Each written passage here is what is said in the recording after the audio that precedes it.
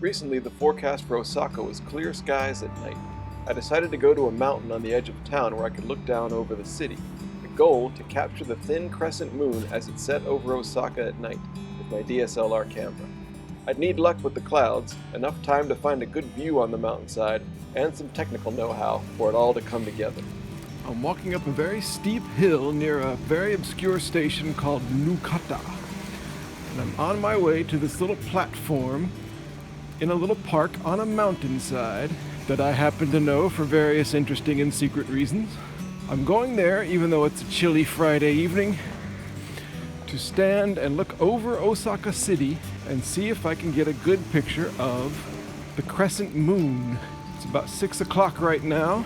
The moon is scheduled to set at 7. It'll take me about 15-20 minutes to get there. The people who live on this street must be very hardy. They do this all the time. It's only been 2 minutes for me and I'm worn out. But not to worry. I bring KFC with me. It's quite chilly tonight, especially up here on the mountainside. I'm not really wearing enough clothes, and I forgot my headlamp and one of my USB chargers. So I think that's really rule number 1, is be prepared. Well, there's Osaka City, and it looks pretty gorgeous from up here. Unfortunately, I didn't really do my planning well enough. The moon is not really over the city, it's over these trees over here. And I have to figure out where exactly it's going to be setting. But I really should have looked at the lines better. This spot is probably not going to work. Hopefully I can find another spot. But I would say if you're going to do something like this, rule number 1 is do your planning for the position of the moon pretty well before you go to the spot. I walked up and down the paths trying to find somewhere where I could see the cityscape and an unbroken shot to where the moon would be setting. The problem is that most places I'm going to be able to see the moon are covered in trees and I can't see the city. This isn't working out yet, but stay positive.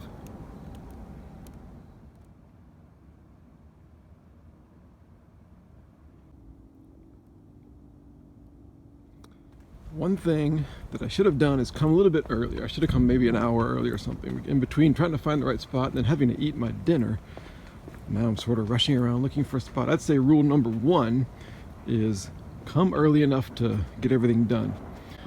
All right, now look at this, look at this. There's the moon. You see the moon through the trees there. There's a tree here, so it's in the way of where it's going to set. Right over to the edge of it, to the right here, would be perfect. But there's a fence here. I'm blocked from going into whatever this is. Are you kidding? This is terrible. What is this fence? All right, let's go around it. Hold on a second. Let me figure something else out somewhere else.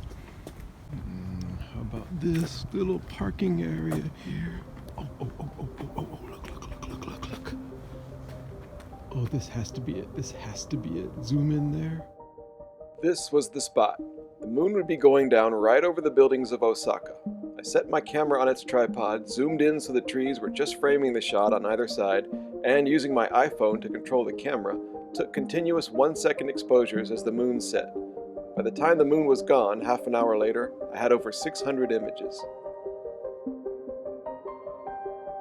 You never know how it went until you get back home and sort it all out on the computer. So far, so good tonight. Alright, this was fun. This was worth it. I don't know if I exactly got the moon videos and photos that I wanted, but it doesn't matter. It was fun.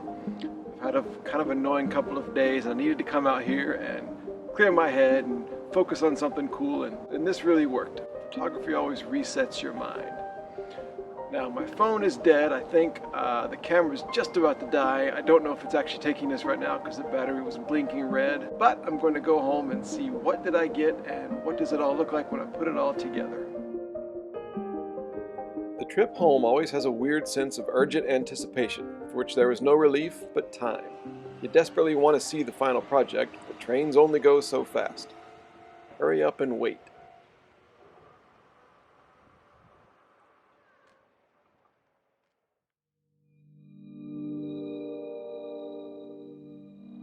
Here's the final sequence, all strung together. When the moon was going down, with my naked eye, I saw some puffy clouds at the top of the frame, but they didn't affect my shot. However, at one point the moon just disappeared, as if into vapor.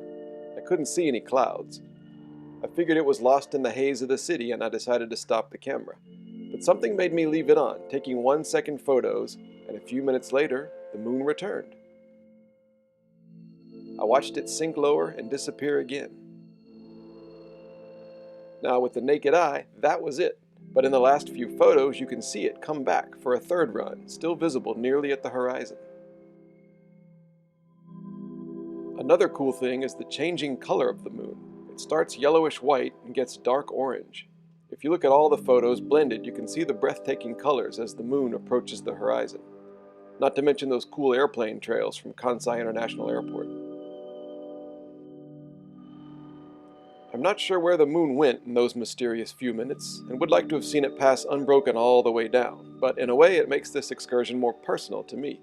The plan, the shooting, and the editing are all unique to my time on that mountainside, on that particular day, in that exact spot with the camera settings I chose. A success! Let me know what you think of this video. Could I have framed my shot differently? Should I have done something else with the settings? Leave your ideas in the comments. Thanks for watching, and see you next time.